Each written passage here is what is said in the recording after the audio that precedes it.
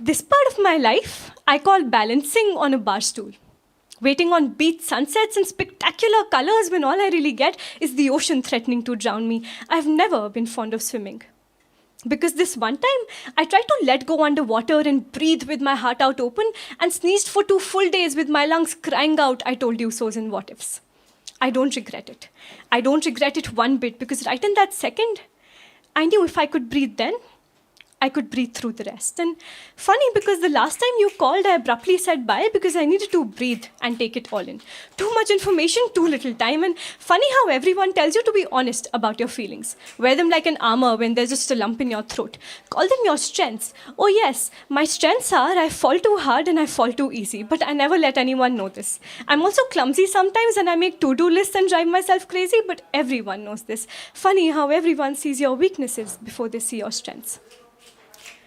But you see, my mother taught me to know what strength looks like before I could spell it. My mother taught me how to paint canvases on the backs of my hands. She taught me how the only colors I need to paint my canvases are kindness and courage. And boy, did she get me an entire palette of those. You see, I was 8 when I first knew that loving isn't for the weak, so excuse me if I keep trying to be strong all the time. Take an 8-year-old child and tell them over chocolate chip ice cream that, darling, your mother and I aren't going to be together anymore, but I still love you.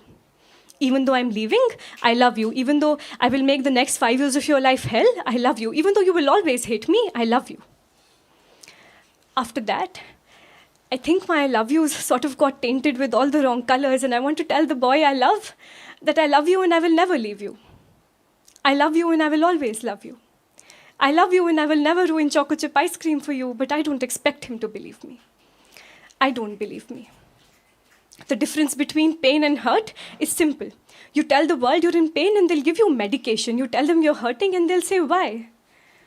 Where? Tell us, dear, what happened? But how do you say everywhere? How do you say nowhere? How do you say there is nothing you can do because it still hurts on days it shouldn't and I'm tired of just talking? I learned survival a long way back, learned remedy and defense mechanisms and first aid before I learned off it. My world went from 100 to 20 in 1 second, 100 to 20, not 0, no, never 0. My mother and I, we can build back up kingdoms before we let them crumble to dust. So please don't tell me what surprises look like. Please don't give me your heart and ask me to take care of it. I've been looking after mine for so long, and I'm trying really hard to not get tired of it.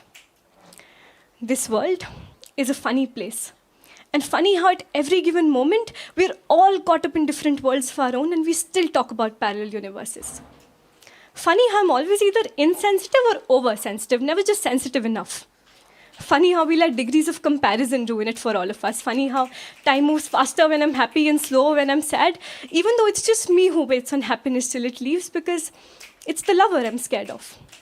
It's the lover I know I'll get too comfortable around, and what if he leaves? In my ocean of what-ifs, I've taught myself to stay over water and breathe. Breathe till I can hear my heart beating above the sounds of the waves crashing on the shore. But isn't that what we've become? A generation of people bringing ourselves up like we're our own children, always teaching, rationalizing, rewarding ourselves even when our worlds don't. You're looking for a happy ending to this story I'm telling you. But this story has no ends, only beginnings, like this very moment. Thank you.